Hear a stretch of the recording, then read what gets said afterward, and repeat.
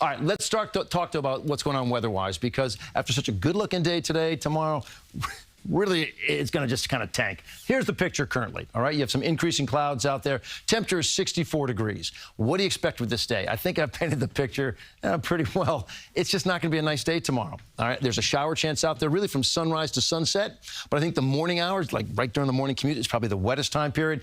Could be some pockets of moderate downpour out there, but just that. Pockets, not for everybody. And in the East End, you have the potential to see a thunderstorm tomorrow because you, at the East End, will be closer to the actual storm itself. All right, how does this all play out? Big picture shows us this is all dependent on a stationary front, which, well, the stationary front, those are the train tracks for this train, all right, of wet weather to travel along. So it should be moving just like this, but with that easterly flow, could push some cloud cover onshore, which is already done, maybe some rain as well.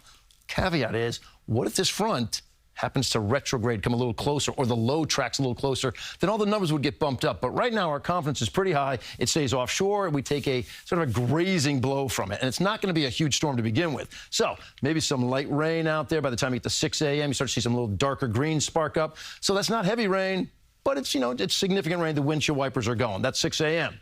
Here we go. A little flash of yellow here or there. Maybe that comes onshore. That would be that moderate pocket of heavy rain.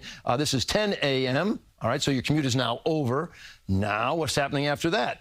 Kind of lingers a bit, but it's breaking up a bit here at 7 p.m. But you got widespread cloud cover. The sun is setting now, and you really haven't had those breaks of sunshine out there. Even off to the west, all right, where you're going to have a drier day for sure, you're not breaking into pure sunshine. No, I just don't think that's in the cards for anybody. This is Wednesday, 7 p.m. Now we get into Thursday, and now nice weather is setting up. So if you look at the amount of rainfall, overall, I say anybody sees a chance for a half an inch or less. It's not a whole lot of rain. This is showing a 0.6 for Belmar. Remember those pockets? If we can zoom in here, look at this Bridgeport. I want to get in tight there because, well, that really got us in tight. Bridgeport, this one little area right there, perhaps picking up an inch of rain or so, and those are going to be isolated. I think everybody has that chance for half an inch or less. Could be some pockets that you see the inch or so. So most everybody, half an inch or less, 20 to 30 mile per hour gusts a possibility, probably more like the 25 range. And coastal flooding, maybe a foot of inundation along the Jersey Shore, and elsewhere maybe a half a foot of inundation. Let's make my way over to the desk here and chat it up with Cage, and I'll just show you guys the 7-day forecast.